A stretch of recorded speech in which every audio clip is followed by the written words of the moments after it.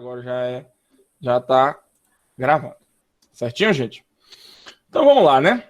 Observe bem. Eu vou começar agora mais uma aula de orgânica, orgânica 1, falando de alcenos. Nas últimas aulas, nós falamos sobre os hidrocarbonetos alcanos e os hidrocarbonetos ciclanos, certo? Ou seja, os alcanos cíclicos. Vocês lembram, né? Fizeram uma provinha, tiraram 10 em tudo, né? Fé em Deus. Espero que sim. E agora nós vamos falar sobre os alcenos. Tudo bem? Então, gente, ó, vamos começar a nossa aula. Olha lá, rindo, né? Ai, ai, deixa eu só fazer um negócio aqui. Tô achando que ficar essa tela preta é ruim. Modelo, tamanho do slide. Vou botar em stream. Pronto. Mesmo que apareça o branco é mais bonito do que o preto. Essa tela escura fica aparecendo. Pronto. Aí, ó, ficou melhorzinho assim. Vamos lá. Então, ó, aqui tem até mais tela para eu poder escrever. Então, gente, vocês estão enxergando a tela aí da apresentação? Tá, né? Todo mundo tá vendo? Sim, então vamos começar. Bom, primeiramente nós vamos começar a falar de alcenos. Nosso assunto de hoje é alcenos. O que vem a ser os alcenos? Alcenos são hidrocarbonetos que possuem sua estrutura uma ligação dupla, certo? Esse termo "en" tem a ver com a presença da ligação dupla, tudo bem? Nós vamos falar também sobre alcinos, mas não nessa aula porque não vai dar tempo. Os alcinos já têm a terminação, ou seja, nós vamos encontrar, na verdade, esse infixo "in", certo? Diferente dos alcenos, o infixo é "in" e não "en". É só essa pequena diferença que nós vamos encontrar. Então, nós vamos fazer a diferença de alcenos, alcanos e alcinos pelo infixo "an", "en" e "in", certo? Então, "an", ligação dupla, ligação simples, "en", ligação dupla e "in", ligação tripla. Toda vez que vocês observarem esses infixos, significa justamente essa característica, né, de ligação simples, duplas e triplas, certo?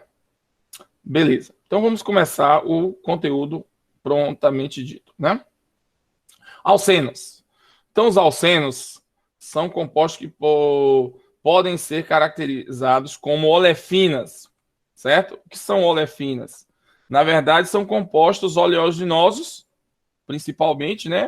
Na verdade, ou tem afinidade com óleos. Por isso o termo olefinas, beleza? No caso, a presença da ligação dupla é o que caracteriza os alcenos. Lembrando que os alcenos são compostos acíclicos, ou seja, cadeias abertas. Já os ciclenos são cadeias fechadas. Lembrando que as características dos ciclenos é muito semelhante aos ciclanos, porém com a ligação dupla. Lógico que também tem a questão das propriedades, as reações são maiores, mais intensas, a gente vai falar um pouquinho sobre eles também. Beleza? Então, são cadeias alifáticas insaturadas por uma ligação dupla. Isso são os alcenos, que nós chamamos, em alguns casos, vocês vão encontrar em livros, ou mesmo até na internet, como alquenos, e não alcenos, certo? Alquenos, que vem de alquil, compostos alquilas com a ligação dupla. E olefinas relacionado à sua afinidade por óleos, beleza? Aí vem a ideia, olha só, para vocês terem noção, é importante a gente compreender essa parte de ligação dupla e ligação simples, porque os óleos, né, não vamos botar assim, as gorduras saturadas e as gorduras insaturadas, nós vamos falar um pouquinho aqui adiante, só para diferenciar um do outro, possuem características próprias. Quais tipos de características? As gorduras saturadas possuem uma tendência de se apresentar em estado sólido. Já as gorduras insaturadas, característica principal de se apresentar em estado líquido. Um exemplo, os óleos, tanto que nós chamamos, na verdade, né, as gorduras insaturadas de óleos e as gorduras saturadas de óleos e o outro, meu Deus, agora fugiu da memória. Porque gorduras sólidas, que fugiu da memória agora. Agora eu não lembro, não. Mas, de qualquer forma, o que a gente tem aí? Principalmente a característica das gorduras saturadas. São gorduras provenientes de animais. E as gorduras insaturadas são provenientes de vegetais. Aí a gente tem óleo de soja, óleo de banha. Eu lembrei agora. Banha, certo? A gente tem os óleos e as banhas. Beleza, gente? Então, a banha de porco, banha de gado, banha bovina e assim vai, certo? A origem animal vem as gorduras saturadas, que nós temos as banhas. E a gordura vegetal, nós temos os óleos, beleza? Lógico que existem características de algumas gorduras insaturadas que são sólidas. Existem também que são gorduras saturadas que são líquidas. Mas aí a tendência, tudo bem? É tanto que o óleo de soja, óleo de algodão, óleo de canola, vários óleos que nós compramos, o óleo de girassol, sim, Maria. O óleo de girassol, esses óleos são adquiridos para, inclusive, até a aplicabilidade dele é mais para frituras, temperos. As banhas, também algumas, como é a banha de porco, é utilizada para fazer algumas receitas, mas o que diferencia principalmente uma da outra é o fato de uma estar no estado sólido e a outra estar no estado líquido, beleza? Tudo isso devido à presença dessa insaturação, o que permite uma menor interação entre as moléculas, consequentemente, o entrelaçamento delas é pequeno. E assim, nós vamos ter o quê? Uma menor interação, consequentemente, menor ponto de fusão e ebulição. Beleza? Tudo bem aí? Ficou claro? Vamos lá, características dos alcenos, características gerais dos alcenos. O que é que nós temos? Primeiramente, todos os alcenos insaturados alifáticos vão possuir esta característica, ó. Vão possuir uma fórmula geral, CnH2n, que é justamente a presença de uma insaturação que diminui 2 hidrogênios, certo? Ah, mas isso aqui lembra o ciclano, certíssimo. Então, nós temos os alcenos, são isômeros dos ciclanos, porque possuem a mesma fórmula geral. Tudo bem? E o grande fator dos alcenos é que não vamos observar alcenos com um carbono, apenas com 2 acima, porque precisa existir essa ligação dupla entre 2 carbonos. Tanto que o alceno mais simples que nós conhecemos é quem? É o eteno, que é, na verdade, uma ligação dupla entre 2 carbonos, certo? Vou melhorar esse hidrogênio aqui. 2 carbonos. Pronto, agora melhorou. Ficou feinho ele. Então, a ligação dupla entre 2 carbonos. Então, essa é a estrutura do alceno mais simples, que é o eteno, certo? Vamos lá. Então, característica principal dele é a fórmula geral de CnH2n. Outro detalhe, como eu já falei a vocês, é a presença da ligação dupla, é o que é caracterizado pelo EN. EN significa ligação dupla. E o O é a função que nós vamos falar principalmente de hidrocarbonetos ainda, certo? Hidrocarbonetos, então por terminação em O. Vamos lá. Nomenclatura dos alcenos. Importantíssimo. A ligação dupla do alceno passa a ser o grupo funcional principal. Então, essa ligação dupla precisa estar presente na cadeia principal. Então, ela pode ser uma cadeia menor em relação a outros carbonos, mas ela precisa estar presente na cadeia, precisa fazer parte da cadeia principal, certo? E a numeração da cadeia agora, ela é realizada principalmente em relação à ligação dupla, porque a extremidade mais próxima da ligação dupla é o que é levado em consideração, ok? Os radicais vão seguir a localização conforme a ligação dupla, no caso da cadeia principal, que contemple a ligação dupla. Vamos pegar um exemplo. Eu tenho aqui, ó, observe, neste caso aqui não é, eu tenho A cadeia principal já tem o maior número de carbonos com a ligação dupla. Ok, tá aí tranquilo, né? Então, cadeia principal, o que está fora dela é uma ramificação. O nome disso daqui, como é que nós vamos dar? Carbono 1, porque a cadeia principal com a extremidade mais próxima da ligação dupla é o lado esquerdo. Então, 1, 2, 3, 4, né? Então, eu tenho o 3 metil, but, 1-eno. Então, neste caso, eu tenho aqui o composto 3-metil-but-1-eno. Ok? Então, é bem simples de fazer a nomenclatura. Só leva em consideração que agora a cadeia principal leva consigo a ligação dupla. Ok? Então, vamos lá. Então, esse é o 3-metil-but-1-eno. Essa estrutura aqui agora, qual aqui tem maior número de carbonos? É aquela que leva a ligação dupla com maior número de carbonos, cadeia principal. Então, ó, 1, 2, 3, 4, 5, 1, 2, 3, 4, 5, 1, 2, 3, 4. Observe que eu tenho três possibilidades. Lembrando que aqui tem maior número de carbonos, contemplando a ligação dupla, é essa, ou descendo aqui, tanto faz. Se eu fosse colocar descendo, ficaria a mesma coisa, porque tanto um quanto o outro possui a mesma característica. Então, ó, vou botar aqui só para confundir a cabeça de vocês e vocês entenderem que pode ser para qualquer lado a cadeia principal. O que sobra são ramificações. A extremidade mais próxima da ligação dupla. 1, 2. 1, 2, 3. Então, é do lado direito. 1, 2, 3, 4, 5. Então, neste caso, o que nós temos? 3,4 dimetil.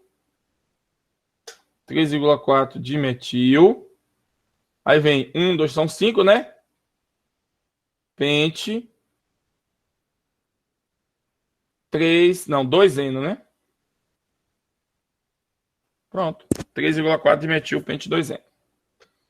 Essa é a nomenclatura dessa estrutura. Vamos lá. Então, outra cadeia aqui. Ó, observe que aqui que eu queria que vocês analisassem. Ó. Se eu contar aqui, eu vou ter 1, 2, 3, 4, 5, 6, 7. 7 carbonos. Certo? Só que não contempla a ligação dupla. Como é que eu vou colocar uma cadeia principal sem a ligação dupla? Então, o que eu devo fazer? Eu tenho que pegar aquela que tem maior número de carbonos contemplando a ligação dupla. No caso, a ligação dupla está aqui. Então, se eu for para cá, vai ter 1, 2, 3, 4. Então, neste caso, 1, 2, 3, 4, 5, 6. A cadeia maior vai ser aqui, ó. Observe que tem 6 carbonos na cadeia principal, na outra tinha 7. Então, neste caso, já altera a característica da cadeia principal, porque o grupo funcional principal é a ligação dupla. Neste caso aqui, o que acontece? Carbono 1, 2, 3, 4, 5, 6. Que está mais próximo da ligação dupla. Pode falar. Tem que ver a insaturação. A ligação dupla é a cadeia, o que contém. A cadeia principal tem que contemplar a ligação dupla. Ah, beleza. Tranquilo, né? Aqui é um etil. Aqui é o metil. Pode interromper, viu, gente? Quando precisar, tirar qualquer dúvida. Então, neste caso, qual é o nome desse composto? Vai ficar 4 tem o metil, o 2 tem o etil. Então, vai ficar 2 etil, 4 metil, pela ordem alfabética. 6 carbonos é o X. 1. Esse X ficou feio, viu? Vai ser no mais.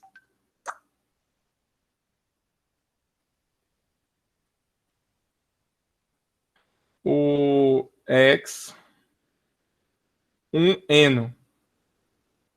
Ok? Então, 2 etil, 4 metil, X, 1-eno. Então, essa é a estrutura, a nomenclatura dessa estrutura. Certo? Aqui tem o nome correto, ou o nome já bonitinho. A insaturação dupla tem preferência em relação à ligação tripla na nomenclatura. Ó, no caso aí, Pedro, repare, aí você está falando de uma estrutura polifuncional. Neste caso, você vai levar em consideração aquela que tem maior preferência. Geralmente, quando tem mais de uma ligação dupla ou tripla, você vai, no caso tem uma das duas, você vai levar em consideração a proximidade da primeira, ou a dupla ou a tripla. E a nomenclatura final vai levar as duas. Vai ser em e in. Você está entendendo? Essa questão polifuncional, a gente vai mais ter problema quando tem outras funções oxigenadas. Na ligação dupla e tripla, não tem muita dificuldade, não. Certo? Mas geralmente a tripla, ela segue primeiro, né? Ela tem maior preferência. Ok? Vamos lá. Radicais do eteno, né? Na verdade, do eteno ou de alguns alcenos específicos. Vamos botar assim. Radicais de alguns alcenos que possuem ligação dupla. Eu tenho o eteno, que a gente chama ele de etenil ou vinil, certo? É a presença da ligação dupla entre dois carbonos e faltando uma ligação. Eu tenho do propeno, eu vou ter 3 possibilidades, certo? Eu vou ter aqui o propenil, que é assim, ó, a ligação faltando no carbono da ligação dupla. Eu vou ter o isopropenil, a ligação faltando no carbono da ligação dupla, só que o secundário. E o alil, também conhecido como 3-propenil, que é a ligação dupla faltando no carbono saturado. Certo? Então, esses são os 3 radicais do propeno. Aí vem os outros também, né? Tem o butil, butenil e assim vai. Só que a gente vai trabalhar principalmente com esses, a não ser com o hidrocarboneto aromático, que já tem uma característica própria. Certo? Tudo bem aí, gente? Então aqui a gente termina a parte de nomenclatura e estrutura. A parte de entender como é que o alceno, a presença da ligação dupla e assim sucessivamente. Tudo bem? Estrutura e síntese dos alcenos. Agora a gente vai estudar profundamente a natureza do carbono, o que é que essa ligação dupla interfere no espaço da cadeia e assim sucessivamente. Beleza? Então vamos lá. O grupo funcional, que a gente já sabe que é a ligação π, ou seja, a ligação dupla. Olha bem. Mas é a ligação dupla. Na verdade, gente, é a ligação π que é o nosso grupo funcional. Porque é ela que vai dar a característica diferenciada na estrutura que nós estamos trabalhando. A presença dessa ligação π é o que caracteriza a reatividade dos alcenos. Esse alceno é muito mais reativo que os alcanos por causa da presença da ligação π. A questão energética, para vocês terem noção, aqui eu tenho uma ligação qualquer, né? Carbono dupla, carbono simples. A energia de uma ligação simples é 83. Já a energia de uma ligação dupla é 146. O que nos remete que a ligação π tem energia de apenas 63 quilocalorias por mol. Observe que é muito menor que a ligação simples, por isso que ela pode ser mais facilmente quebrada. Por isso que ele é mais reativo. Os orbitais, no caso, o que é que nós vamos ter? Os orbitais no carbono com a ligação dupla são orbitais sp2. É aquele tipo de... Eu vou adiantar aqui porque eu vejo logo tudo de uma vez. São orbitais híbridos do tipo sp2. Há necessidade da fusão, certo? O orbital S vai se fundir com o orbital P, formando o sp2, para ter 3 ligações sigmas e uma π. Então, sempre nós vamos ter no carbono insaturado a presença de um orbital P disponível para realizar essa ligação π.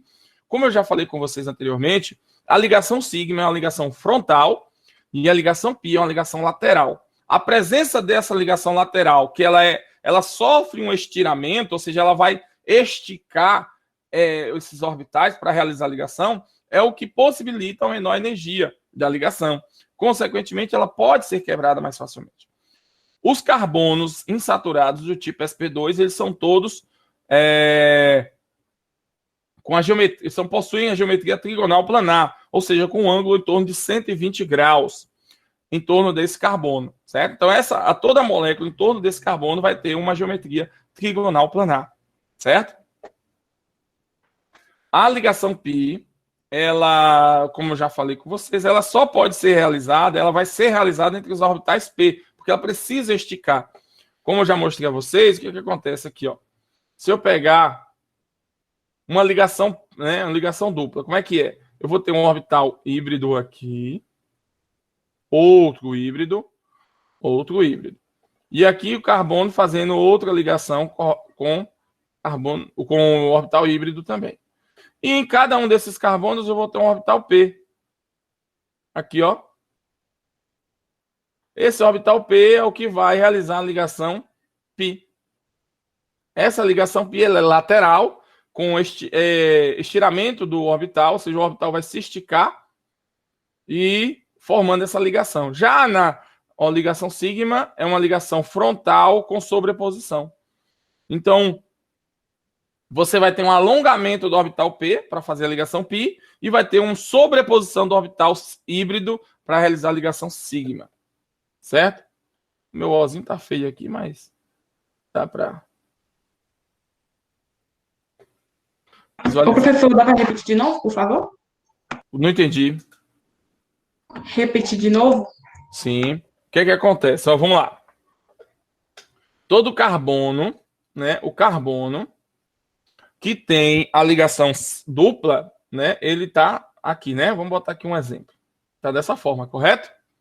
Ligação dupla, uma sigma, duas sigmas, três sigmas e uma ligação π, certo? Deixa eu fazer o seguinte, deixa eu desenhar ele aqui. Pronto, aqui. Vamos fazer o desenho completo aqui. Deixa eu só mudar de cor aqui, senão vai ficar... Vamos lá, eu tenho aqui o carbono, que está fazendo uma ligação sigma, sigma, sigma e π, certo? Vamos pegar aqui como exemplo o próprio alceno, o eteno, certo? Tenho aqui o eteno. Beleza. Como é que vamos analisar isso aqui? Primeiramente, o carbono ele tem distribuição eletrônica, que nós já vimos, 2s2, 2p2. O S tem 2 elétrons e o P tem 2 elétrons. Certo? Então ele não realiza a ligação sigma, como nós já falamos isso, da forma natural dele. Mas, o que acontece? Ele vai fundir o orbital P com o orbital S. Aí vai ficar o S, P2, e vai sobrar um orbital P disponível aqui. Esse orbital S, P, vai ter... Deixa eu mudar de cor. TO, 3 elétrons e o orbital vai ter 1. Depois disso, o que acontece? Então, como é que está o carbono? Ele vai ter um orbital sp2, um orbital sp2 e um orbital sp2. E aqui eu vou ter um orbital... Vou ter um orbital aqui, P. Certo? Como esse carbono é igual a esse, então do lado de cá eu vou ter outro carbono com a mesma configuração. Um orbital sp2, outro orbital sp2, outro orbital sp2. E aqui um orbital p. Certo? O que acontece? Eu vou ter aqui um elétron, um elétron, um elétron aqui, um aqui, um aqui, outro aqui, aqui e aqui. Tá vendo? Ó? Os 4 elétrons do carbono da última camada. Neste caso, o que vai acontecer? O alongamento para formar a ligação π aqui. Aqui ele vai se ligar com o hidrogênio. Aqui com outro hidrogênio. Aqui com outro hidrogênio também, que são os 4 hidrogênios, né? E, no caso, o hidrogênio vai vir com um elétron, aqui um elétron, aqui um elétron. E assim nós vamos ter essa característica. Essa ligação π aqui, para ela ocorrer, ocorreu o alongamento.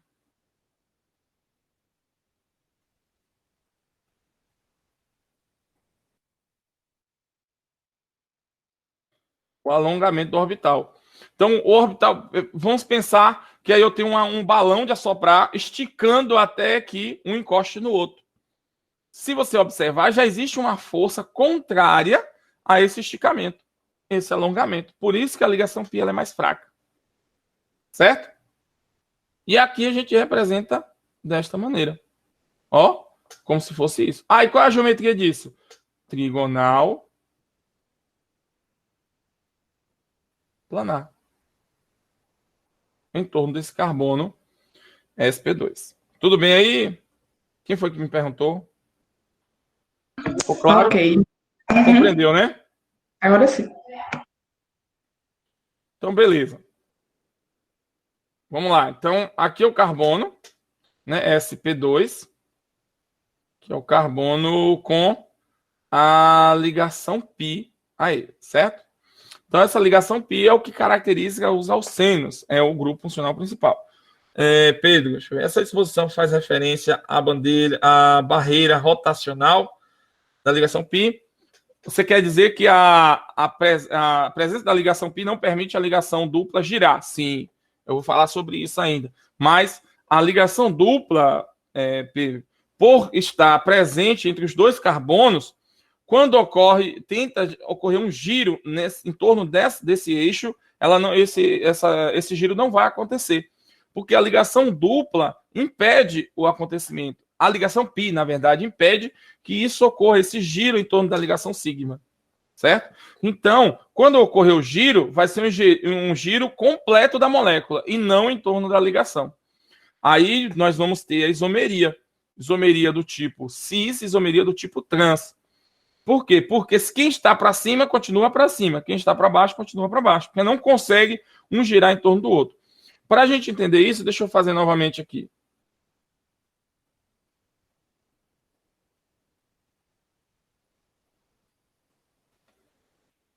Só. Então, no caso, um carbono vai girar, tipo assim, um carbono com outro vai girar juntos. Isso, vai girar junto. Para a gente entender aqui, ó, vamos lá, ó, vou fazer aqui a estrutura. Se eu pegar essa estrutura aqui, eu tenho o etano. Olha bem, aqui eu tenho o etano. Vou botar de outra cor. Etano. Se eu pegar agora a estrutura do eteno,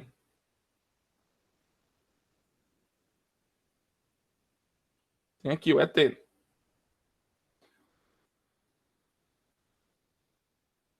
Quais são as rotações que nós vamos encontrar no etano? Primeiro, existe uma rotação em torno do eixo da ligação, de cada ligação, sigma. Certo? Então vai ocorrer um giro aqui, ó, como se fosse um lápis girando, né? Você pega na ponta de um lápis, gira, ele consegue girar em torno do lápis. Certo? Beleza, esse giro. E existe a rotação da molécula, que é a molécula toda girando. Certo? Ela gira para tudo quanto é lado. Agora aqui eu vou ter essa rotação em torno da ligação do sigma, do hidrogênio. Mas eu não vou ter essa rotação aqui, ó. Por que eu não vou ter? Porque se você pegar agora dois lápis, vamos pegar aqui, deixa eu pegar um lápis aqui, pronto. Esse negocinho aqui já serve. Vocês estão enxergando aqui? Deixa eu ver se está enxergando. A posição da câmera. Vocês estão vendo a câmera aí? Ó. Estão enxergando, né, as duas?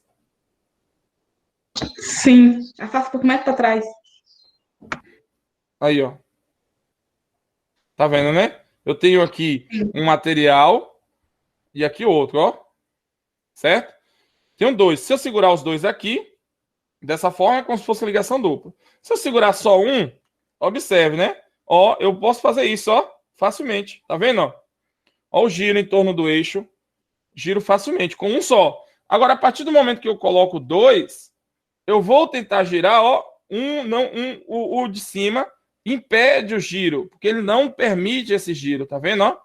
Esse giro em torno do eixo da ligação é impedido por causa da presença da ligação π. Consequentemente, eu vou ter um plano de observação, né, da ligação dupla que tem a ver com ela em si. Aí eu vou ter a parte de cima da ligação dupla e vou ter a parte de baixo da ligação dupla. Observe que esses hidrogênios que estão para cima, eles nunca vão ocupar o lugar do outro que está para baixo, porque não vai permitir o giro. Agora, no etano, quando esse eixo girar, eixo da ligação sigma, esse hidrogênio ele pode ficar aqui, ó, tranquilamente. Entenderam? Por isso que nós vamos encontrar nos alcenos a isomeria do tipo cis e trans, que é justamente essa isomeria relacionada a esse plano em relação à ligação dupla. Tudo bem aí? Ficou claro, Henrique? Ficou, professor. Beleza. Então vamos lá, ó. Então a ligação sigma, que é o carbono. Acho que eu já falei disso, né? Espera aí. É porque eu tive que fechar aqui. Já falei. Só vou acelerar aqui o processo. Então aqui, gente, ó, como eu falei com vocês, aqui é a representação, tá vendo? Do eteno e aqui do etano. Observe que esse hidrogênio aqui, ele pode vir para essa posição por causa do giro em torno do eixo da ligação. Já esse hidrogênio jamais vai ocupar esse hidrogênio aqui. Ou seja, esse hidrogênio jamais vai se alinhar com esse. Por quê? Porque não vai ser possível ocorrer esse giro. Certo? Aqui a observação do ângulo da ligação. Observe que o ângulo, como eu falei com vocês, é em torno de 120, ó.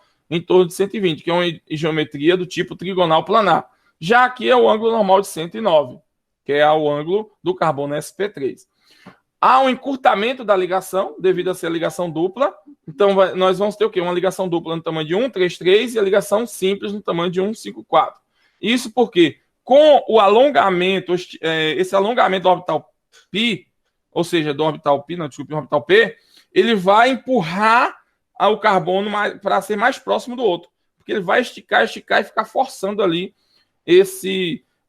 essa aproximação. Por isso que é tão fácil quebrar a ligação π, comparada à ligação sigma.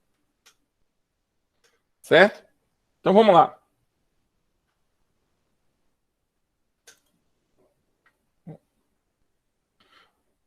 Aqui a questão do ângulo, né? Como eu já falei com vocês. O ângulo presente na ligação carbono-carbono-hidrogênio é em torno de 121,7. E do carbono-hidrogênio vai ser em torno de 116,6. Uma pequena diferença? Sim, porque o hidrogênio é mais maleável. Vocês estão entendendo? Como o hidrogênio ele é mais maleável, então é mais fácil de você poder aproximá-los. Então isso facilita o quê? O distanciamento entre a ligação dupla e a ligação sigma do hidrogênio. Isso deixa a estrutura um pouco mais estável. Beleza? Só por isso, viu, gente? Aí a gente adota que é 120 graus. A ligação π, né? Como a gente já sabe, ela é uma ligação mais fraca, né? Mais fácil de ser quebrada. Como eu falei com vocês, quem está para cima não vai jamais virar quem está para baixo. Não vai ocorrer esse giro. Para que ocorra esse giro, é necessário ocorrer uma reação química. Então, tem que quebrar a ligação, depois reconstituir a ligação. Isso é uma reação química e não um giro rotacional, certo? Uma conformação. No caso, quando nós estudamos os alcanos e os ciclanos, lá são isômeros conformacionais, certo? As conformações, elas acontecem naturalmente sem ocorrer a reação química, porque é a disposição da estrutura mais estável no espaço. Já na ligação π, você permite a presença do isômero cis e a presença do isômero trans. São isômeros diferentes. Então, um não vai se transformar no outro, a não ser que ocorra a ligação química. Uma reação química. A quebra de ligações e a formação de novas ligações. Então, são compostos totalmente diferentes. Então, aí nós vamos falar agora um pouquinho dessa isomeria para diferenciar um do outro, certo? Isomeria cis e trans. certo? Tem a ver principalmente com a ligação dupla, mas nós encontramos essa característica nos ciclanos também, como eu já falei com vocês, certo? Olha só, os grupos semelhantes, quando estão do mesmo lado da ligação dupla, ó, mesmo lado da ligação dupla, eu tenho um alceno cis. Quando os grupos semelhantes estão em lados opostos da dupla, eu tenho um alceno trans, certo? Então, trans é contrário, cis, mesmo lado, tudo bem? Existe cicloalcenos e trans e cis. Aí vem um detalhe: os cicloalcenos trans não são estáveis, a menos que o anel tenha pelo menos 8 carbonos. Por isso que nós vamos encontrar os cicloalcenos principalmente na configuração cis, certo? Essa designação cis e trans, ela também pode ser utilizada, na verdade nós vamos encontrar ela principalmente nos livros, como EZ. Cis e trans é para cadeias pequenas, mais simples, mas essa designação EZ, ela é completa, ela é para qualquer tipo de cadeia, pode ser polifuncional, independente. Por isso que às vezes a gente vai encontrar mais EZ do que cis e trans. Vamos ver aqui, ó. Essa regra EZ foi baseado lembra, olhe bem, como eu falei aqui, ó, mesmo lado, grupos semelhantes do mesmo lado. Grupos semelhantes, o que vem a ser grupos semelhantes? São grupos com maior preferência. E isso foi designado por uma regra chamada regra de Call-Eagle-Preload.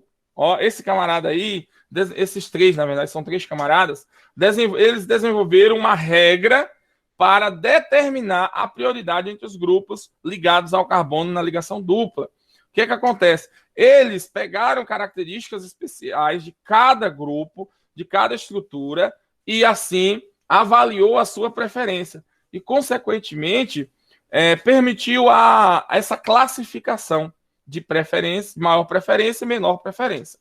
Certo? Nós vamos utilizar essa tabela?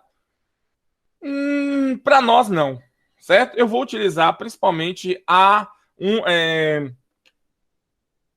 uma característica dentro dessa tabela que nós vamos levar em consideração. Olhe bem, não estou dizendo que a tabela está errada, só estou dizendo que para nosso estudo aqui, apenas uma característica é suficiente para analisarmos, né? Para nosso estudo. Lógico que vai ter substâncias que não vão atender essa característica que nós vamos utilizar, mas para nós aqui é suficiente. Nós vamos levar em consideração a massa molecular. Quer dizer o quê? Aquela estrutura com maior massa molecular vai ser levada em consideração como maior preferência. De menor massa, menor preferência. Tudo bem? Então, a massa molecular é o que vai ser levado em consideração do primeiro átomo ligado ao carbono. Vamos lá.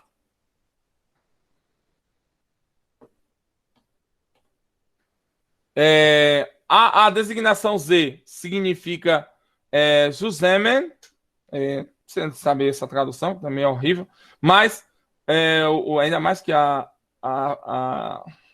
minha fala é horrível também, então não precisa estar falando. O que dá para entender é o seguinte: Z, que a gente vai levar em consideração e usar como referência. Z é semelhante ao cis. Aqueles de maior preferência estão do mesmo lado. É como se fosse o trans. Aqueles de maior preferência estão em lados opostos. Pronto. Vocês precisam entender isso. Vamos pegar aqui o exemplo. Neste caso, o que a gente vai fazer aqui agora? Vamos dar uma nomenclatura dessa estrutura. Como é que ficaria o nome? No caso, nós vamos levar em consideração a ligação dupla, né? E verificar qual é a configuração de cada ligação dupla. Beleza? Então, como é que vai ficar aí? Como é que a gente vai levar em consideração isso? Observe, ó. Ligação dupla aqui, ligação dupla aqui. Então, cada ligação dupla tem a sua configuração. Se ela vai ser cis ou trans. Aí vamos, primeiramente, o que é que nós devemos levar em consideração? A proximidade da ligação dupla. Carbono 1. Ó, já tem até aqui, na verdade, vou adiantar o processo. É que já tem aqui a nomenclatura e facilitar, né? Fica mais bonitinho do que eu desenhar. Ó, como é que a gente vai fazer? Olha só.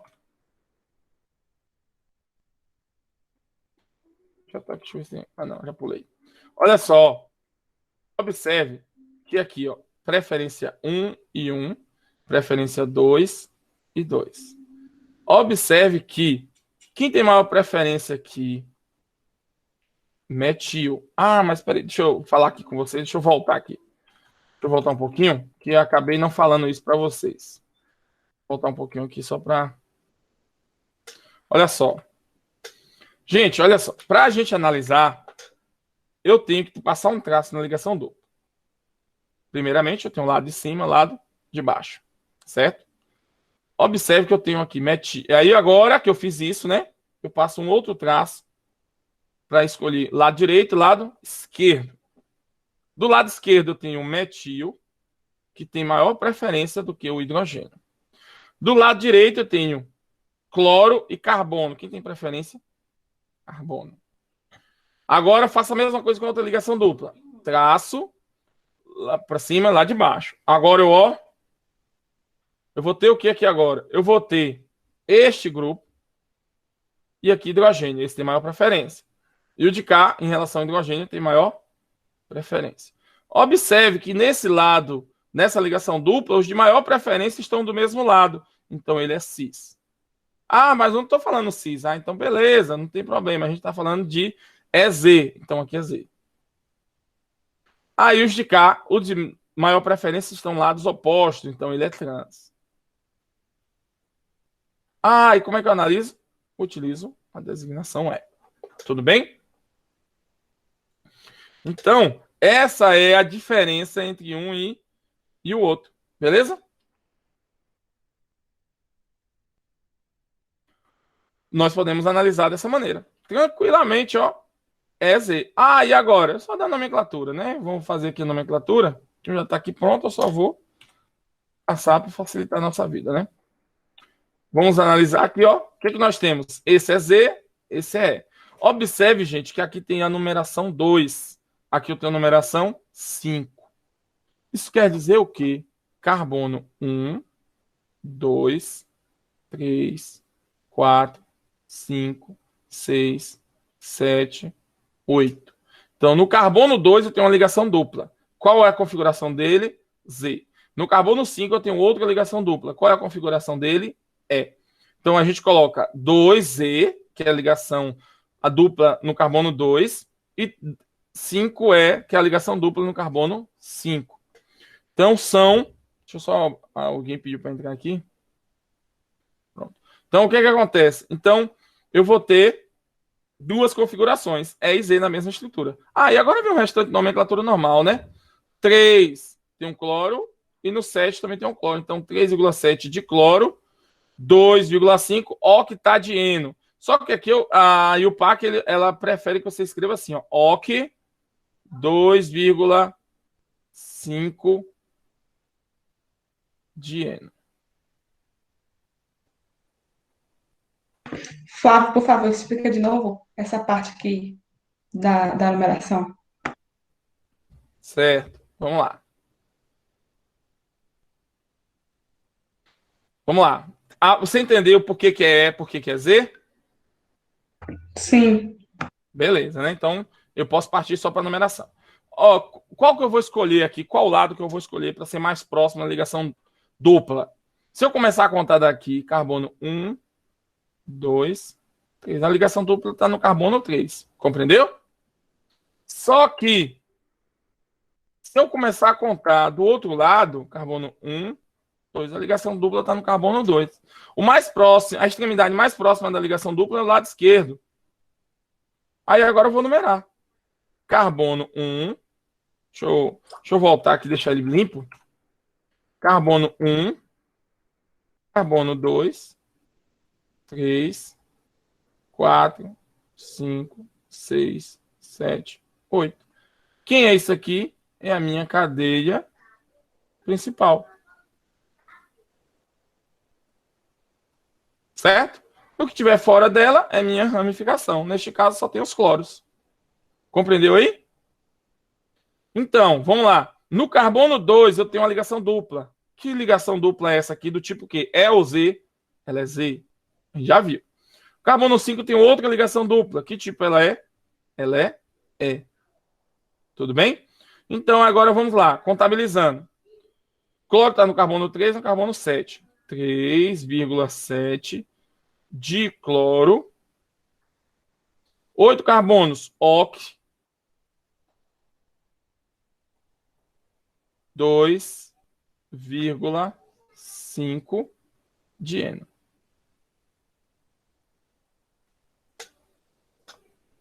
Certo? Tranquilo? Agora sim, obrigada. Nada.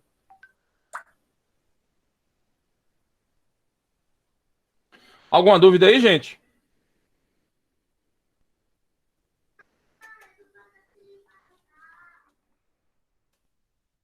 Beleza? Alguma dúvida mais em relação a isso? Posso passar adiante?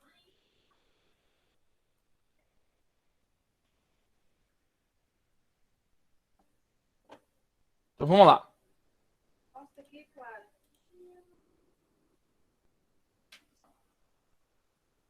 Não entendi, Henrique, sua pergunta. Quando equidistante interfere em algo, você quer dizer o quê?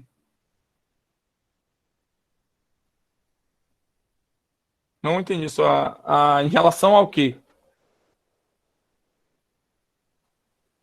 Tem como você abrir o áudio aí e perguntar?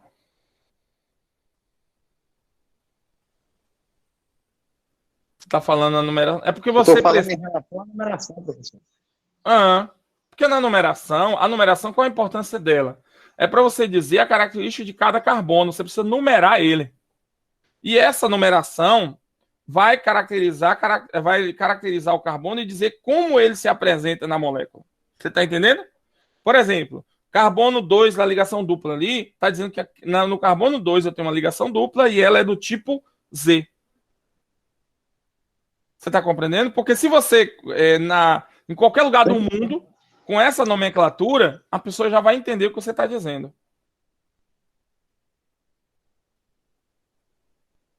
Certo? Sim, agora entendi. É porque, na verdade, é uma questão de. Como é que fala? Convenção, né? Mundial. É tanto que a IUPAC é responsável por essas nomenclaturas. E em qualquer lugar do mundo, seguindo os padrões da IUPAC, qualquer pessoa vai entender. É tanto que tem medicamento que tem um nome aqui no Brasil, em outro país tem outro. Mas a estrutura principal do princípio ativo é um nome só. Tanto aqui quanto lá. Você está compreendendo? Porque nome comercial, o cara pode colocar o que quiser. Agora, o princípio ativo tem que seguir as regras estabelecidas pela IUPAC.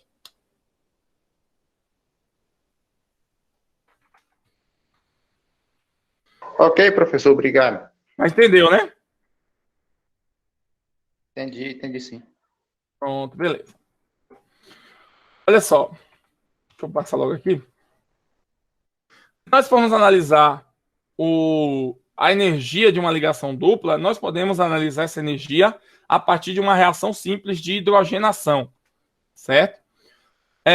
Todo alceno hidrogenado, ele vai virar um alcano. Geralmente, né? Vira um alcano. Você vai colocar hidrogênio na ligação dupla, porque a ligação dupla é a deficiência de hidrogênio. Então, a partir dessa energia de hidrogenação, é possível identificar os alcenos mais estáveis ou menos estáveis em relação à posição ou à disposição da ligação dupla. Observe que eu tenho dois alcenos diferentes aqui. Só que os dois são isômeros. Ó, eu tenho aqui o butadieno, but 1-eno, e aqui eu tenho o but 2-eno. Ó, but 1-eno e but 2-eno. Lembrando que aqui eu tenho but 1-eno, que não tem configuração nem cis nem trans, e o but 2-eno, que eu tenho configuração trans aqui. Lembrando que existe a cis também. Então, se eu sei que são alcenos diferentes, então possivelmente vão ter energias diferentes. Mas o que é que interfere essa energia? Observe que quando eu analiso a quantidade de energia liberada na hidrogenação para os dois alcenos, o alceno but1-eno, ele libera 30,3 quilocalorias, enquanto que o alceno trans but2-eno, ele libera apenas 27,6. Ah, mas por que isso? Essa diferença energética tem a ver apenas pela posição da ligação dupla. O que nos remete a essa informação? Nos remete a um entendimento de que, a depender de onde a ligação estiver, ou como a configuração da ligação dupla vai estar, esses alcenos vão possuir energias diferentes. Logo, o alceno mais energético significa que é o menos estável, e o alceno menos energético significa que é o mais estável. Beleza? Então, aquele que liberar a menor quantidade de energia nesse processo é o alceno menos reativo. O que liberar a maior quantidade de energia é o alceno mais reativo. Ou seja, o mais reativo é o menos estável, o menos reativo é o mais estável. Então, a partir daqui, nós podemos caracterizar a estabilidade dos alcenos. Compreenderam?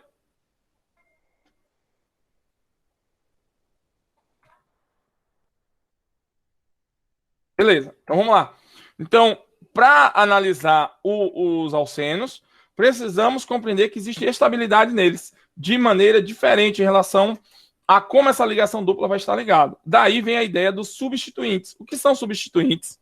Primeiramente, vamos pensar aqui no alceno mais simples. Qual é o alceno mais simples?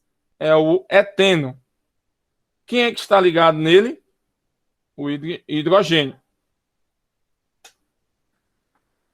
Olha só, a partir do momento que eu tiro um hidrogênio e coloco um grupo substituinte, eu estou alterando a estabilidade. Vamos supor que eu tiro aqui, ó, tirei um hidrogênio e coloquei um CH3. Ali eu tenho um substituinte. Então eu posso dizer que isso daqui é um alceno monossubstituído. Se eu tirar dois, vamos botar aqui, eu tenho agora um alceno dissubstituído. Se eu colocar 3 hidrogênios substituídos, eu vou ter um alceno agora trissubstituído. E substituindo os 4, eu vou ter um alceno tetra substituído. Tudo bem aí? Então eu vou ter alcenos não substituídos. Na verdade, só existe um, né? Que é o eteno. Um alceno não substituído e alcenos monossubstituídos, dissubstituídos e trissubstituídos. Tudo bem? Ó, analisando aqui a reação, se você pensar aqui na reação, né? Se eu tenho um alceno que vai liberar maior quantidade de energia, significa que ele é mais reativo. Mas a reatividade, ela depende da disponibilidade da ligação dupla em participar da reação. O que é uma disponibilidade? Ela está livre, certo? Vamos pensar aqui, deixa eu tirar aqui essa... Vou botar aqui no desenho. Vou desenhar aqui para vocês entenderem. Vou pegar essa cadeia. Deixa eu limpar ela aqui. Vamos lá. Se eu pegar aqui agora. Gente, ó, um alceno mais simples, que é o eteno.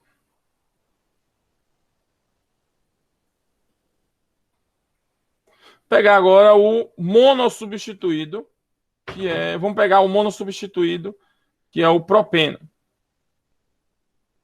Um exemplo, né?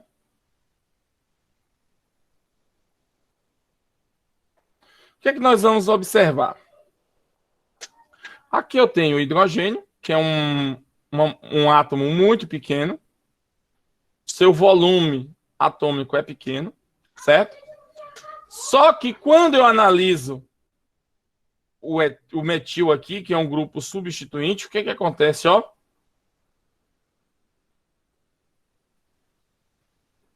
que vocês podem analisar?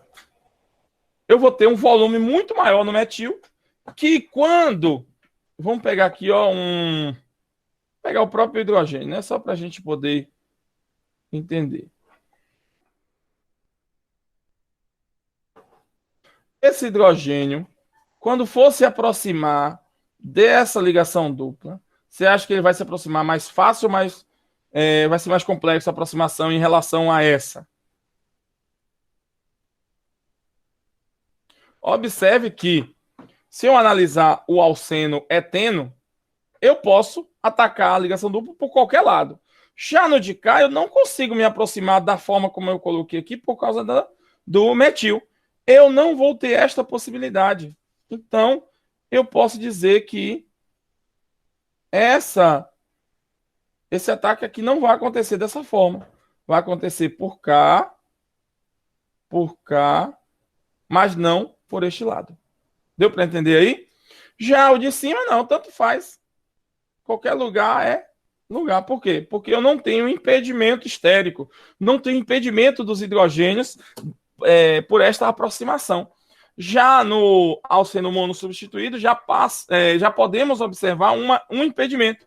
Consequentemente, o mono substituído ele é menos reativo do que o não substituído. Deu para entender aí? Ficou claro?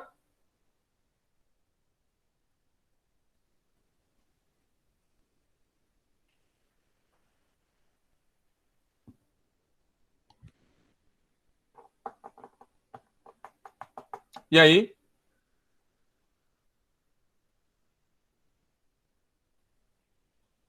Pronto. Beleza. Todo mundo concorda com o Hugo aí? Pedro?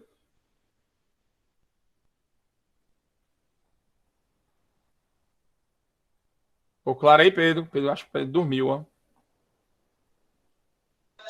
Não, professor, eu tô entendendo. Brincadeira. Vamos lá. Então, se eu analiso agora... É só pra dar um ok.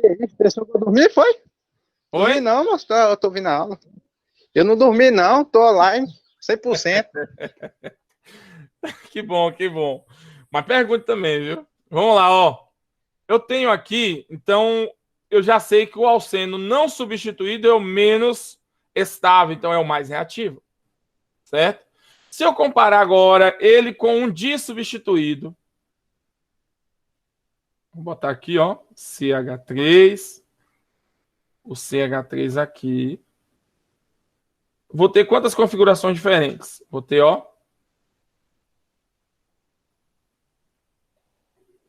tem essa. Vou ter essa aqui.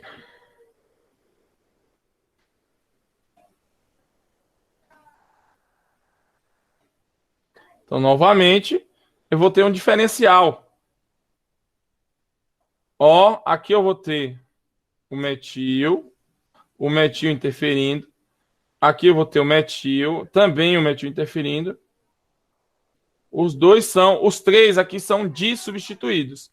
Comparado com este alceno, já dá para perceber que ele é muito mais estável, que a dificuldade de se aproximar, a dificuldade que o grupo que vai ser adicionado à ligação dupla tem de se aproximar é muito grande, né? Então, existe uma diferença muito grande de energia nesse processo. Mas os três são dissubstituídos. Qual dos três é mais estável, então? Aí vem a outra ideia, né? Vem a questão de cis e trans, como a gente já falou. O cis, em relação ao trans, sempre vai ser menos estável. Então, o trans é mais estável do que o cis. Certo? Sempre. Ok? É porque tá de lados opostos, professor? Sim, porque está de lados opostos. No caso aí, em relação à ligação dupla? Isso. Porque, No caso do mesmo lado? porque aqui, ó, o trans, como está em lados opostos, eu tenho uma dificuldade de me aproximar da ligação dupla, tanto por cima quanto por baixo. Já no cis, não. Ela tá, um dos lados está livre, porque só tem hidrogênio, tá vendo? Então, esse lado livre é mais fácil de ocorrer a reação. Já a dificuldade na trans é maior, tanto por um lado quanto pelo outro. Ok? No caso aí do hidrogênio, sofre ionização, né? Não, ionização agora nesse momento não tem. Não tem nada a ver com ionização agora, não. Não tem nada a ver com ionização agora, não. Certo? A gente vai ver mais adiante essas reações, como é que acontece. Beleza? Aqui é só entender que é mais reativo e menos reativo. Beleza? Certo. Então, ó. O que nós temos aí? Então, nós temos uma estabilidade dos alcenos substituídos. O que nós temos? O alceno não substituído, ele é o menos reativo, menos estável, desculpe. menos estável. Então, é o mais reativo. Depois vem o mono, depois o di, tri e tetra. O tetra substituído sempre vai ser o alceno mais estável, ou seja, o menos reativo. Ok? Se eu perguntar a vocês numa reação, analisando os dois alcenos abaixo aí, que é esses dois aqui, tá vendo? Ó? Eu tenho esse alceno, tenho esse alceno. Qual dos dois é mais reativo? Os dois são isômeros. Possuem o mesmo número de carbonos, hidrogênios. Observe que esse é monossubstituído e o de cá é 1, 2, 3. Tri-substituído. Qual o mais reativo? É o mono. Qual o mais estável? É o tri. Entendeu aí? Estabilidade é inversamente proporcional à reatividade. Neste caso aqui.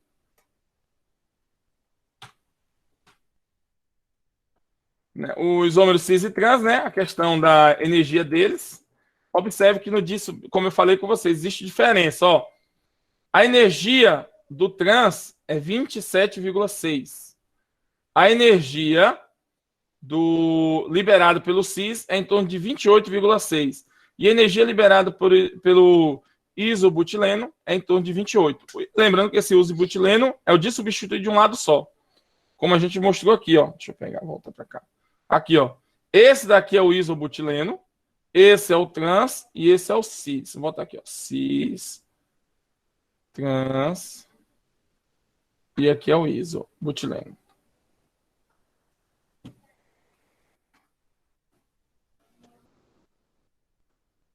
Certo? Então, ó, o trans libera 27, acho que é 27,8, deixa eu ver aqui. Não gravei nada. 27,6. 27,6. 27,6. Esse aqui libera 28 e esse aqui libera 28,6 também, se não me engano. Não gravei 28,6, exatamente. Então, ó, qual o mais estável dos dois? É o trans, porque libera menor quantidade de energia. Depois vem o isobutileno e, por último, o cis. Então, ó, qual o mais estável? Trans. Depois o isobutileno e depois o cis. Sempre aquele que liberar a maior quantidade de energia é o menos estável.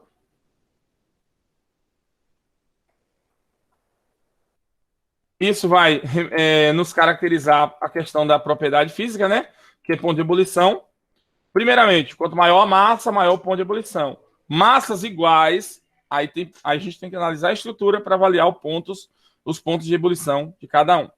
Por exemplo, aqui, ó, o cis e o trans possuem o quê? Massa igual. Então, neste caso, nós vamos ter o quê? Ponto de ebulição diferente. Qual desses tem maior ponto de ebulição? Neste caso, o mais estável sempre vai ter menor ponto de ebulição, que a interação é menor. Observe que esse daqui, ele é apolar. E esse de cá é polar. Aqui tem interação do tipo dipolo. E esse de cá tem interação do tipo forças de London.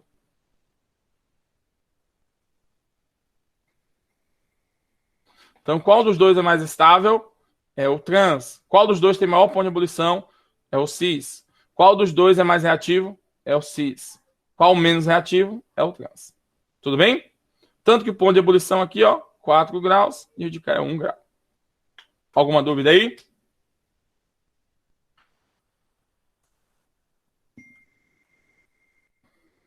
Não, eu não tenho, não. Beleza. Hugo, tá tranquilo, Manda Hugo? esse slide, viu, Flávio? Certo. Vamos lá. Então, essa é as características dos alcenos em relação às suas propriedades, suas nomenclaturas e suas características de reatividade, mais estável, menos reativo, certo? E assim vai. A próximo assunto é em relação à síntese de alcenos. Eu não vou começar essa aula aqui agora, porque ela já é reação, e existe mecanismo, e se a gente for falar aqui, vai ficar muito cheio de informação para vocês. Eu vou deixar essa aula aqui para a próxima aula, e a gente vai encerrar um pouco mais cedo hoje por causa disso, beleza? que o próximo assunto agora é síntese de alcenos. Beleza, gente? Vou tentar gravar essa aula, ou então a próxima aula a gente continua com ela. E gravo outra aula nova, tanto faz. Vou escolher uma dessas aulas para manter já gravada, já deixar disponibilizado para vocês. Beleza? Então, na próxima aula, nós vamos ver síntese de alcenos por desidrohalogenação ou por desalogenação. Beleza? Ou por desidratação também, que é outra forma de obter os alcenos. Que é aqui desidrohalogenação, desidratação e desalogenação. Tranquilo? Nós vamos agora estudar o assunto de eliminação nucleofílica. É um assunto muito interessante, complexo por si, mas que é muito interessante. Deixa eu ver se aqui eu já falo dele. Deixa eu ver aqui. Não. Então, ó, antes de falar a gente finalizar a aula, só vou falar de um assunto aqui para vocês, para a gente já iniciar em relação a esse conteúdo. Vamos lá. Gente, existem dois conceitos importantes que vocês precisam compreender. Nós vamos utilizar muito. Existe o conceito nucleófilo, existe o conceito eletrófilo. Tudo bem? Nucleófilo, espécie rica em elétron ou disponibilidade de elétrons. Eletrófilo, espécie pobre em elétrons ou facilidade em receber elétrons. Só que esses elétrons aqui nós trabalhamos com os pares de elétrons, ok? Vamos pegar um exemplo aqui para vocês entenderem. Se eu pegar a espécie, vamos pegar aqui BH3 e vou pegar a espécie NH3. Eu tenho aqui o borano e tenho aqui a amina.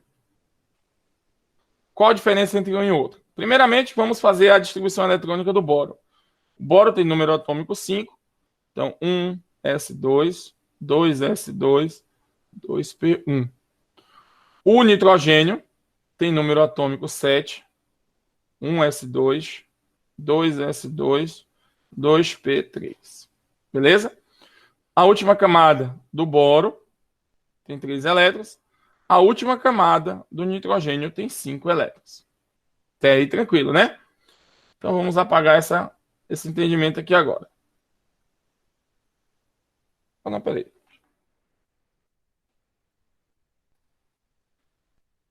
Vou deixar ele aqui. Eu vou puxar um pouquinho aqui para o lado. Vou manter ele aqui, é melhor. Vou puxar ele aqui para o lado. Vamos lá. Então vamos lá. O boro e o nitrogênio. Se eu pegar aqui agora o boro, eu tenho o orbital S e o orbital P. No borano, eu tenho 3 ligações sigmas. Certo? Como nós podemos ver aqui, ó, 3 ligações sigmas. No nitrogênio também 3 ligações sigmas. Para que ocorra essas 3 ligações sigmas, tem que ocorrer o processo de hibridização dos orbitais sp. E aí a gente vai formar aqui, no caso do boro, vai pegar esses 2 elétrons com mais um orbital, 2 orbitais p, e a gente vai ter o quê? Aqui, e sobrar um orbital p. Então, p e sp2. Neste caso, agora os 3 elétrons aqui. Se nós analisarmos essa configuração, eu vou ter o borano. Ó, um orbital híbrido, 2 orbitais híbridos, 3 orbitais híbridos e um orbital P vazio. Aqui faz a ligação com hidrogênio, ligação com hidrogênio, ligação com hidrogênio. Tá aí tranquilo. Observe que o boro está fazendo 6 ligações. Quantos pares de elétrons ao todo? 3 pares de elétrons. Então, são 6 elétrons na última camada. Só que existe uma regra que nós chamamos regra do octeto. Quantos elétrons tem que ter em torno do átomo na última camada? 8. O boro só tem 6. E aí, ele está deficiente ou está rico em elétrons? Está deficiente. Ele tem 6 elétrons somente na última camada. E ele tem esse orbital vazio aqui, ó, disponível para receber esse par de elétrons. Daí agora a gente analisa quem? O nitrogênio. O nitrogênio já é um pouco diferente. Nós vamos ter o orbital S, o orbital P. O S tem 2 elétrons e o orbital P tem 3. Para realizar 3 ligações sigma, precisa fundir. Só que no caso dele aqui, ele vai ter que fundir todos. E aí ele vai ter o quê? 1, 2, 3, 4, 5 elétrons. Então tem 3 orbitais aqui com um elétron, podendo fazer ligação sigma. Então hibridização do tipo sp3. Então o nitrogênio ele vai ter o quê? Vai ter 1, 2, 3 orbitais com um elétron e um orbital com um par de elétrons. Então aqui ele vai ter, ó, ligação com hidrogênio, com hidrogênio, com hidrogênio. Em 1, 2, 3, 4, 5, 6, ou seja, 4 pares de elétrons. Então o nitrogênio tem 4 pares de elétrons em torno de si. Lembrando que 3 deles estão em ligação e um está disponível ali, sem fazer ligação nenhuma. A presença desse par de elétron disponível, livre, é o que caracteriza a disponibilidade do elétron. Então, se nós formos analisar o nitrogênio na forma de amônia e o borano, o boro na forma de borano, nós temos uma diferença entre os dois. O borano está deficiente em elétrons e o nitrogênio tem disponibilidade de um par de elétrons. Então, o que vai acontecer? Se eu unir os dois aqui agora, se eu botar aqui, ó, NH3 e o BH3,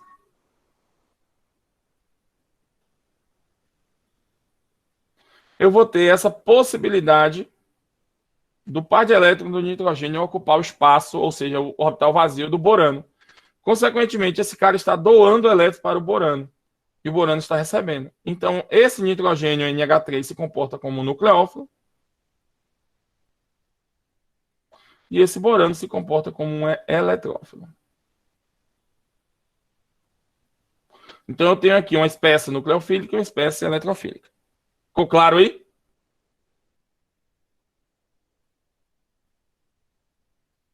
Ficou claro aí, gente? O que é um eletrófilo, o que é um nucleófilo?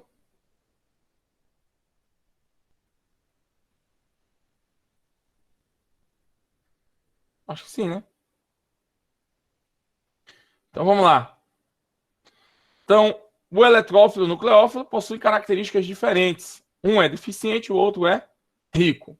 Basicamente isso. A gente vai falar aqui agora da estabilidade ou reatividade. Não é estabilidade, não, desculpa. Reatividade do nucleófilo. É a mesma ideia, né? Reatividade. Porque a estabilidade interfere diretamente na reatividade. Mas no nosso caso, nem tanto. Vamos lá, ó. O que acontece? Vamos pegar nucleófilos diferentes agora. Vou comparar um com o outro. Vou pensar aqui, ó. Eu tenho aqui um metanol.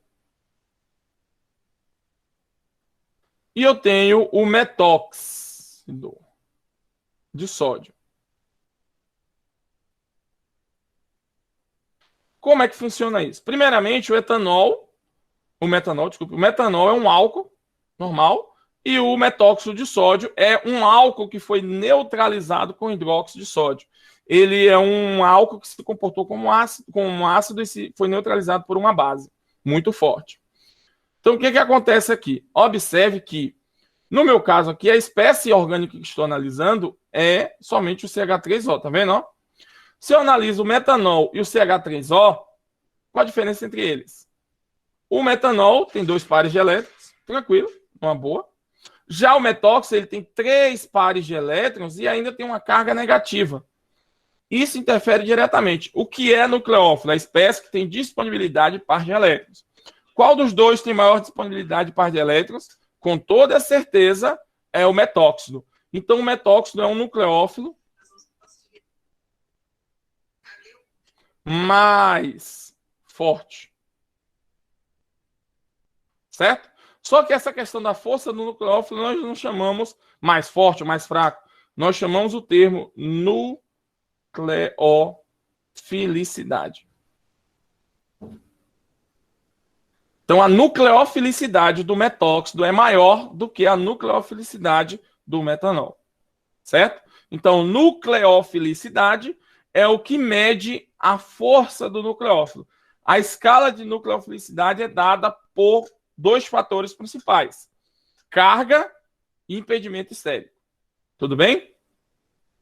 Então, no caso aqui, o nucleófilo que possui maior carga negativa, ele vai ter maior nucleofilicidade. O nucleófilo que tiver menor carga negativa, ele vai ter menor nucleofilicidade. Em relação ao impedimento estérico, mesma ideia. O nucleófilo que tiver maior impedimento estérico vai ter menor nucleofilicidade. O nucleófilo que tiver menor impedimento estérico, ele vai ter maior nucleofilicidade. Certo? Então, neste primeiro caso aqui, eu tenho a nucleofilicidade em relação à carga. Como o metóxido tem maior carga, ele é o nucleófilo com maior nucleofilicidade, mais forte. Se eu pegar agora um outro exemplo.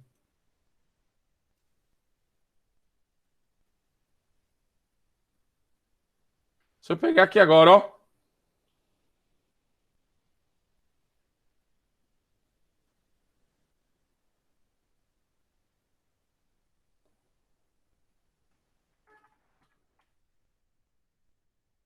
Vou pegar o tebutóxido e o metóxido.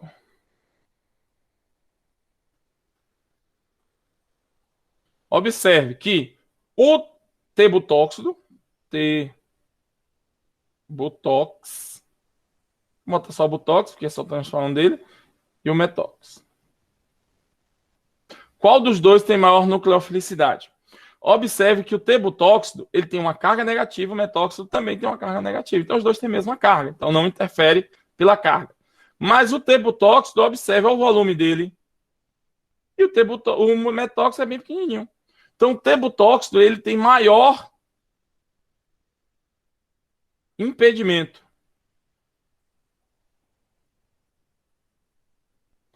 Certo? Então, se ele tem maior impedimento, então o metóxido possui maior nucleofilicidade.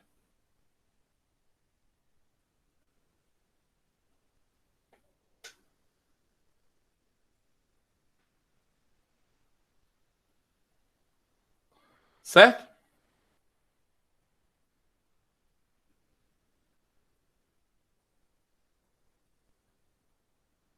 Alguma dúvida aí? Então, quanto maior o impedimento estérico, menor a nucleofilicidade.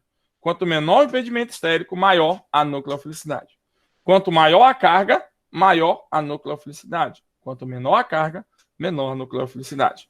Então, ó, a nucleofilicidade é diretamente proporcional à carga e inversamente proporcional ao impedimento. Beleza? Então, isso é o nucleófilo volumoso. Isso é um nucleófilo pouco volumoso. Então, quanto maior o impedimento estérico do nucleófilo, mais volumoso ele vai ser. Quanto menor o impedimento estérico do nucleófilo, menos volumoso ele vai ser. Isso vem a ideia, gente. Ó, muitas vezes a gente faz. Aí o pessoal pergunta: quem pesa mais, um quilo de algodão ou um quilo de chumbo? Na verdade, o peso vai ser o mesmo, devido à força da gravidade, que o chumbo tem 1 quilo e o algodão vai ter 1 quilograma. Certo? Então, a massa de força de atração é a mesma. Porém, se você for pegar o algodão e tentar passar por um determinado espaço, certo? Como o ferro vai estar mais compacto, ele é menor, menos volumoso. Já o algodão, como vai estar menos compacto, ele é mais volumoso. Então, quem passa mais facilmente pelo espaço é o algodão ou o ferro. No caso, o ferro passa mais facilmente, porque ele é mais compacto e mais fácil de manusear, de carregar. Já o algodão, ele é mais leve, volumoso, então ele ocupa muito espaço. Isso é o que diferencia a nucleofilicidade. Quanto mais espaçoso for a estrutura do nucleófilo, menor sua nucleofilicidade. Quanto menos espaçoso, maior sua nucleofilicidade. Porque o nucleófilo ele precisa de mobilidade. A mobilidade é ele caminhar por dentro da molécula e encontrar o sítio reacional da molécula. O nucleófilo muito volumoso, ele não consegue ter essa mobilidade. Por isso que sua nucleofilicidade é menor. Beleza? Então, por hoje, a gente encerra com o assunto de nucleófilos e eletrófilos. Próxima aula, a gente já vai usar eles dentro das reações com alcenos. Primeiro de síntese e depois de reação com alcenos. Tranquilo, gente?